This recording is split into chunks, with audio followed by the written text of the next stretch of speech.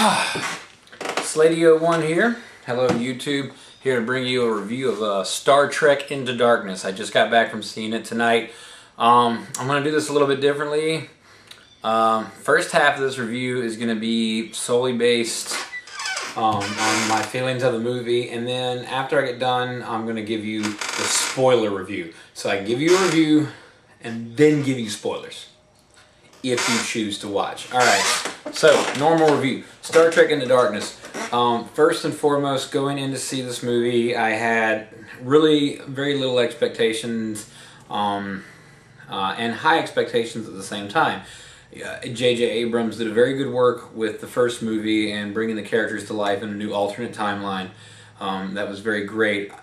Not knowing where he was going to go with it, I really wasn't sure what to expect, because really you could go anywhere with it.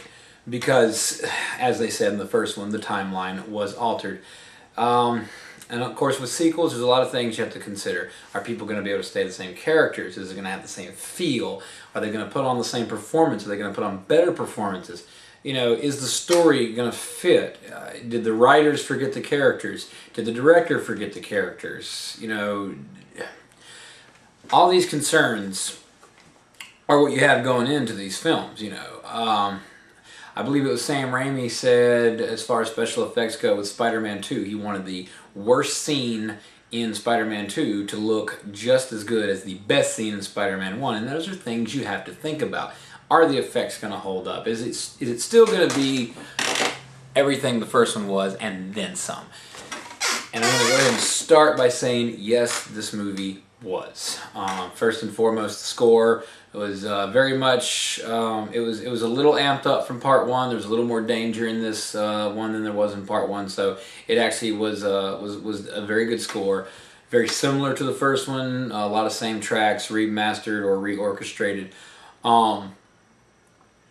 The characters were all on par. Everybody was still very much their same characters. Spock seemed like he learned a little less, or maybe he just backslid or regressed from his lessons from the first one, as he was still just super hyper logical. But I mean, he's still Vulcan, and even laid back Spock of the later movies was still pretty hyper logical. I think it, you know, kind of took his death and rebirth in Star Trek's, you know, 2 and 3 before he actually became a little more laid back. So I'll excuse the hyperlogical Spock for this movie.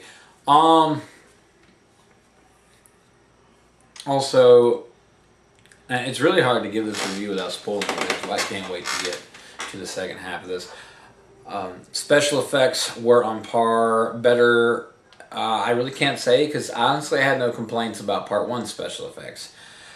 This movie really just stayed, I can't say it went over the bar that J J Abrams had set in the first one, but it met the bar. That's where it went. It was right there. As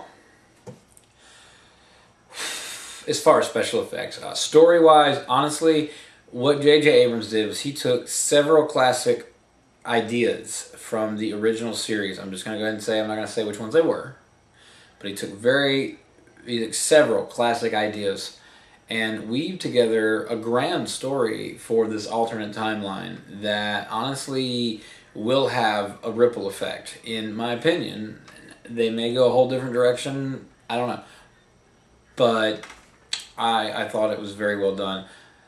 The Klingons, something we didn't see in part 1, but was in a removed scene you could see on the DVD release. We get to see them finally in this movie. I thought they were portrayed very well. Very much Klingon, very much old school Klingon, which, in my opinion, is a lot more badass than, you know, the new age Klingons of the Next Generation and Deep Space Nine era, when they got all cushy, in my opinion. And don't get me wrong, they were still some ruthless bastards, but as compared to the old school Klingons, come on now. Except for maybe Galron. Galron was just insane. But that's like another point. So I would say, you know, was the problem well resolved? Yes and no. was there definite character development in this movie? Actually, yes, there was. This movie, we finally get to see Kirk. You know, his recklessness is what won him his favor in part one. But it's his recklessness now that's really causing him to fall out of favor. And this movie really puts him in a position where he has to not only learn how to break the rules when need be, he has to learn how to actually be a captain. And we get to see that progression of his character so that he's fastly becoming the Kirk that we all know. The Kirk that does break the rules when necessary, but at the same time, he is the mature captain that the Enterprise needs and deserves. Honestly, I was a little unhappy with how they handled Pike in this one. Yes, Pike's back. I'm pretty sure that's not a spoiler. I'm pretty sure his voice is in the trailer. I think there's a scene of him in there. Anyway, I wasn't entirely happy with that. Now, it was important to the story. But honestly, despite what happened to Pike in this film, I still say he came out better in this alternate timeline than he did in the original timeline. I mean, for those of you who don't know, for those of you who've never watched the original Star Trek, originally Pike, the accident, whatever happened to him, he was confined to this nasty wheelchair. He couldn't even talk for himself. Half his face was burned. He looked like Harvey Two-Face. I mean, and he couldn't even talk. He had like this little computer thing that would like read his thoughts or something. I don't remember how he operated it, but it like there would be like a light that would flash for yes and another light that would flash for no. And, oh my God! It just, you know, the idea of a quadriplegic in Star Trek is just baffling considering their medical advances. But still, that's what he was. He was pretty messed up. And despite everything that's happened to him in parts 1 and 2, I still say he came out better. So, you know. The villain, very well played. Cumberbatch, I think, is his name. I think, was that? Yeah. The actor who played him. Very awesome performance. Well deserving of a Star Trek sequel, in my opinion. You know, we're used to Kirk battling we're used to Kirk battling two different types of villains. And, you know, there is the ruthless villains and there are the debonair villains. And this guy was definitely a little bit of a mix of both. You know, we had Nero was his ruthless villain. This guy was very suave, very debonair, had a lot of charisma, and he uses that in his performance to pretty much woo the audience. I mean, you really can't help but want to see his character more than what the screen time allowed him. But we're thankful for the screen time we got. So, honestly, I'm just going to throw this out here. This was my final thoughts on the movie. It was very good story, and it was very good sound, very good music, very good visuals. Honestly, I never thought I would say this, and I'm pretty sure people will disagree with me, but I didn't think you could top Wrath of Khan with Star Trek movies. I was wrong. This movie completely owned Wrath of Khan. Alright, so I give it... Honestly, I had no complaints. There wasn't a scene in the film that seemed unnecessary. Maybe except for one scene. I'm not even going to spoil it. It's not a spoiler. There's a scene of Kirk, and he's in bed with these two women with tails. And even that's really not unnecessary because it really helped to establish Kirk's party boy attitude. He's captain of the Enterprise and he's still having, you know, threesome orgies, in his bed. So honestly, nothing was unnecessary, and it was all very well put together. All the characters were there. Everyone was still there, and it was just a really good story that kept you intrigued and just kept you interested. I give it 5 stars. Honestly, I give it a total of 5 stars. So, and that's what I give it. All right, stay tuned.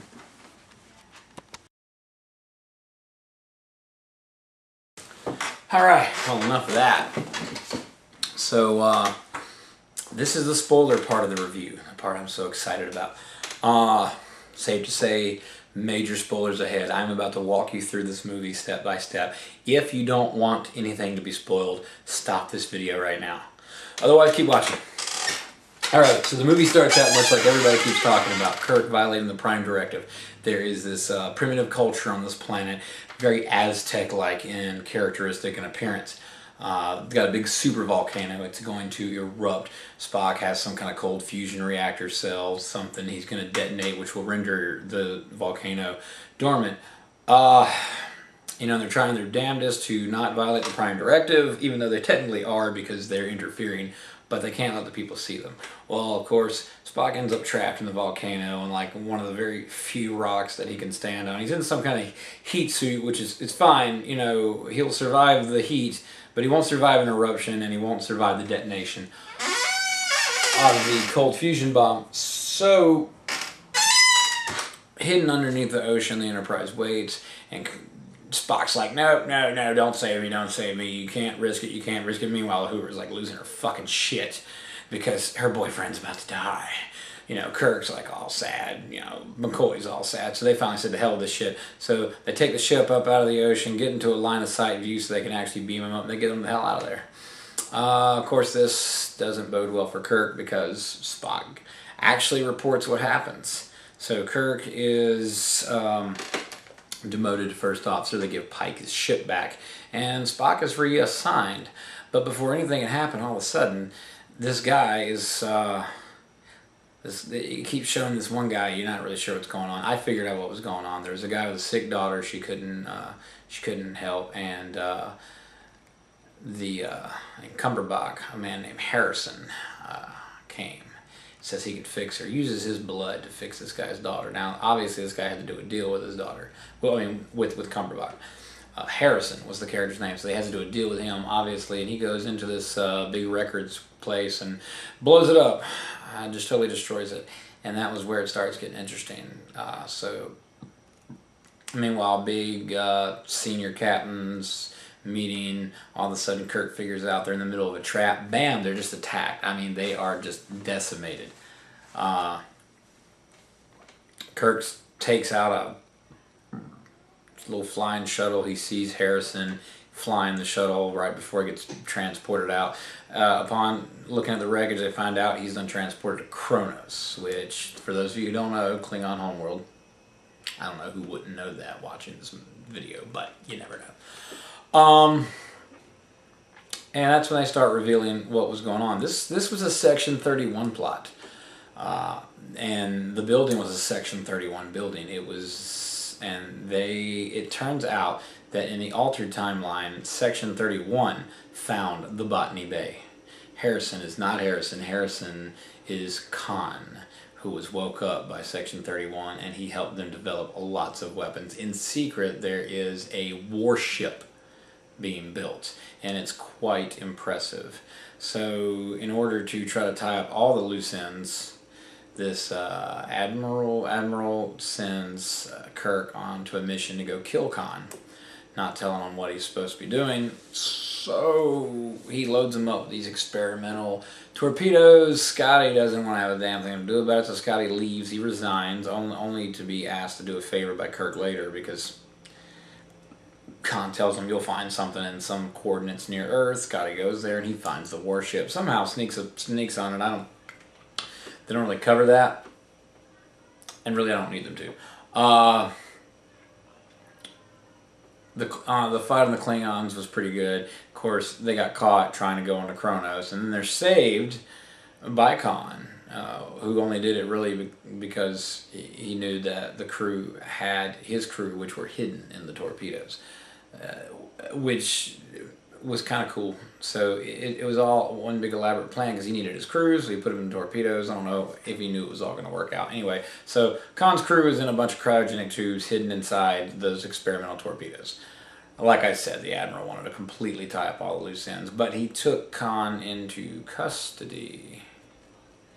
But it didn't matter because the Enterprise couldn't go anywhere because somehow or another their ship just their warp core got messed up. Accidentally? I think not. No, what it turns out when the Admiral finally shows up with his big ass warship, it turns out that he did it. He sabotaged the ship because it was all a big plot to get his war started with the Klingons. You know, go to Kronos, fire a bunch of torpedoes onto it, And Klingons come looking for who's responsible. They find a Federation ship. Bam! War with the Klingons. Came very close to happening. They got engines back online. They went to war, but this ship followed them in warp, fought them in warp, and knocked their asses out of warp, very close to Earth. Big battle. All of a sudden, their weapons go down. The warship's weapons go down. That's when Scotty reveals that he's on the ship, and Kirk and Khan go aboard the ship to try to disable it. Of course, Kirk figures out that Khan's not helping him. He's helping Khan, is what he figures out. And of course, in the end, Khan gets his men, or so he thinks. Khan gets control of the warship and barters the lives of Kirk, Scotty, and I can't remember the nurse's name. It's not Chapel. It's one thing I was kind of upset about. The lady with the short hair in the preview's not Chapel. They mentioned Chapel, so gave her a nod. That was fine. I don't remember her name. Marcus. I was going to say her name. Marcus, yeah. Nurse Marcus. She, they were all three on the bridge, so Khan's like, give me my men back, and I'll give you your men back. So they do. And they trade. What Khan didn't know is that McCoy had already removed the cryo tubes and set the warheads to detonate. So, of course, he fucked up that warship. But the Enterprise is now being knocked into Earth's orbit from the explosions, and they're falling. They can't get their warp engines back online. So now we're at a scene which really, really played on my heartstrings here, because we've seen this before. We've seen a bit. We're seeing. It's like history will not let you escape your fate. We see it. We see it unraveling at a point when they need to get the warp core back online. Somebody needs to access a area of the ship that is completely and utterly irradiated. And now, originally in Wrath of Khan, Spock was the closest person, and he took it upon himself. But history did not repeat itself exactly. It was actually Kirk who went in and saved the ship. And yeah, you see Kirk die. I was extremely surprised by that. That was quite a bold move. And bravo to J J Abrams. Oh yeah, speaking of which, going back on something, I said I thought Pike came out better. Pike actually does die. He gets killed in the scene where where Khan is fucking up that meeting. They kill Pike. So, but still, I mean, he's dead. He's not a paraplegic who can't even feed himself or talk. I honestly think he still came out better. But no, so you see Kirk die, and Khan crash lands on Earth in San Francisco, which of course is where Starfleet HQ is. Big chase through the city. Spock chases them. Big fight between him and Spock. Literally, honestly, Spock almost died. But he ends up getting them in the end with a cheap shot with a piece of metal. Sounds familiar if you remember Space Seed.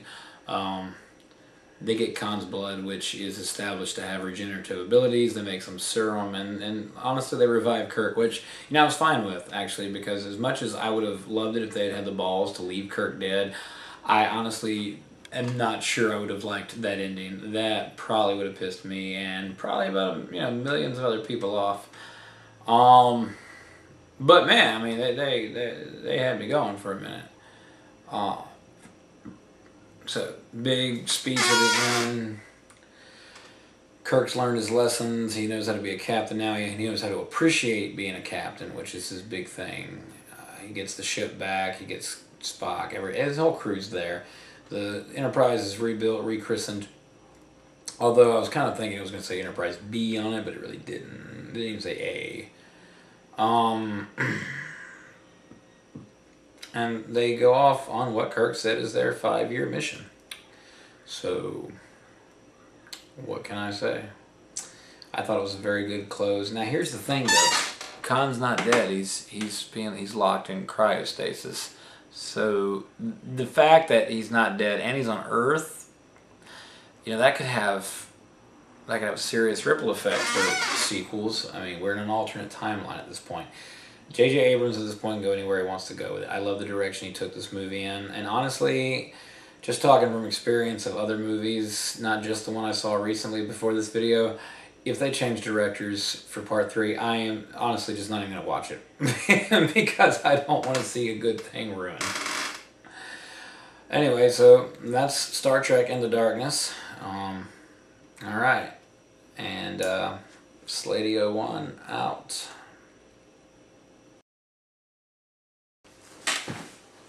Honestly, I enjoyed the film. I think you would too. I enjoyed it very thoroughly. Like I said, 5 stars. Go see it. Spend your money. Go see this film. Go see it.